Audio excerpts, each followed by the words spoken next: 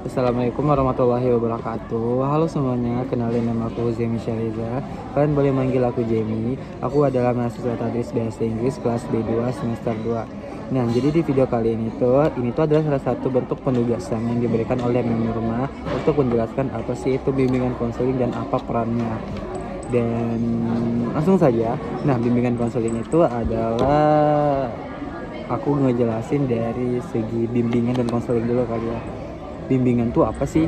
Jadi bimbingan itu adalah salah satu metode bantuan untuk sebagai sarana pencegahan agar orang yang melakukan bimbingan tuh mereka ngerasain bisa untuk berkembang kayak gitu. Dan sedangkan konseling itu adalah salah satu metode bantuan untuk antara konselor dan juga orang yang melakukan konseling agar yang ngelakuin konseling itu bisa bercerita seperti itu terkait masalah dan apa sih yang sedang mereka alami seperti itu. Nah, terus peran bimbingan konseling itu apa? Yang seperti sudah saya bilang tadi, bahwa peran bimbingan konseling itu untuk mencegah hal-hal yang mungkin gak baik dalam artian buruk seperti itu, dan fokusnya untuk mengembangkan diri dan potensi yang mungkin mereka miliki kayak gitu. Nah, bimbingan konseling ini kan nggak hanya ada di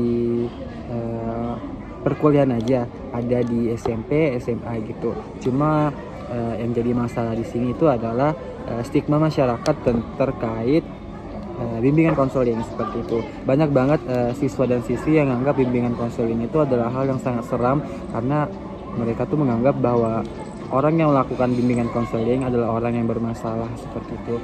Padahal nyatanya orang yang melakukan konseling adalah orang yang fokusnya untuk memecahkan masalahnya, bukan untuk menambah masalah seperti itu. Dan ini tuh sebuah metode atau mungkin evaluasi bagi para konselor-konselor di luar sana agar membuat citra konseling itu jadi lebih baik lagi ke depannya.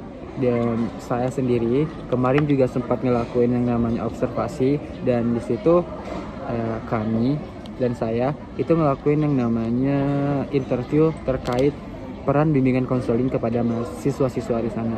Dan siswa yang saya interview itu menjawab bahwa bimbingan konseling itu nggak hanya sekedar curhat dan cerita aja, tapi dia juga memberikan saran terkait apa aja sih yang harus mereka lakukan, terus juga memberikan motivasi, terus memberikan bantuan terkait lomba-lomba seperti itu. Cuma sayangnya emang seperti itu, stigma masyarakat, stigma siswa dan siswi itu sangat buruk terkait bimbingan konseling. Padahal nyatanya bimbingan konseling itu sangat membantu terkait pengembangan diri siswa dan siswi seperti itu.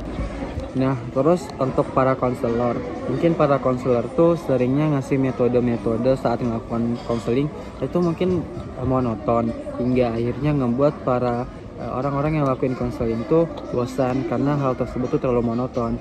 Jadi mungkin saran dari aku untuk para konselor di luar sana itu setidaknya harus beradaptasi terkait lingkungan yang sudah berkembang dengan zaman ini. Jadi kalau misalnya seorang yang melakukan konseling ini adalah orang yang cukup aktif, terus orangnya itu nggak suka disanggah, berarti kita harus mengikuti apa yang emang disukai oleh orang yang lakukan konseling tersebut. Karena apa? Kalau misalnya kita ngelakuin konseling tapi justru kita ngerasa nggak nyaman, itu justru akan ngebuat kita menganggap bahwa buat apa sih cerita kalau ujung-ujungnya kita disanggah kayak gini kayak gitu.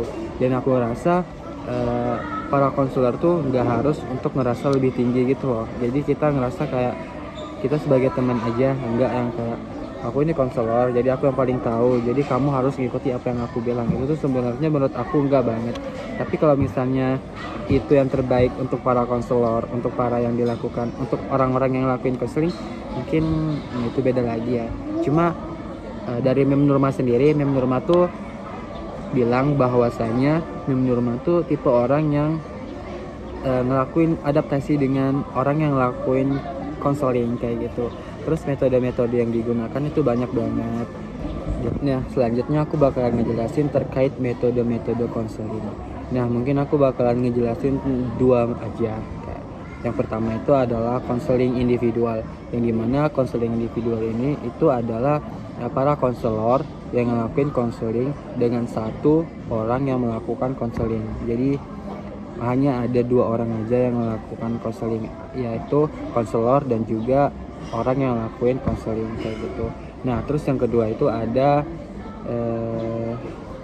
konseling kelompok. Nah jadi kalau misalnya nih ada orang yang ngerasa dia tuh nggak bisa kalau cuma berbicara 2 tatap muka aja, jadi mereka butuh yang namanya kelompok. Nah hal ini tuh membantu agar apa? Agar orang-orang yang melakukan konseling, khususnya kelompok ini tuh gak ngerasa terbebani gitu loh. Jadi mereka tetap bisa enjoy terkait apa sih yang mereka konselingkan kayak gitu. Nah terus selanjutnya adalah terkait perkembangan konseling kali ya. Menurut aku konseling itu sangat penting banget, khususnya di era-era Gen Z seperti ini, karena pandangan aku anak-anak Gen Z itu lebih banyak ke menutup diri terkait apa aja yang mereka rasain, dan itu tuh sangat disayangkan banget karena anak-anak Gen Z itu tipe orang yang kalau misalnya dapat silent treatment itu tuh mereka yaudah ngekip seorang gitu, ngekip sendiri, dan ujung-ujungnya apa, sakit ke diri sendiri, dan ujungnya sakit karena hal tersebut kayak gitu. Dan susah banget buat nyari tempat yang enak buat bercerita, dan aku berharap semoga setelah ini bimbingan konseling itu bisa menjadi sarana atau tempat tujuan para Gen Z khususnya agar bisa jadi tempat ternyaman untuk bercerita seperti itu. Dan mungkin itu aja sih dari aku mohon maaf banget kalau misalnya apa yang aku sampaikan itu terbelit-belit, karena ini bisa dibilang one take, jadi maaf Ibu Nurma. Dan mungkin itu aja sih dari aku. Terima kasih karena yang udah mau nonton. Terima kasih juga Mem Nurma karena udah menonton dari menit pertama sampai menit akhir. Maaf kalau misalnya ada salah kata. Terima kasih juga karena saya udah mention Ibu Nurma. Terima kasih Mem. Mungkin itu aja dari saya. Kurang dan lebihnya saya mohon maaf. Semoga nilai saya A. Terima kasih Mem. Assalamualaikum warahmatullahi wabarakatuh.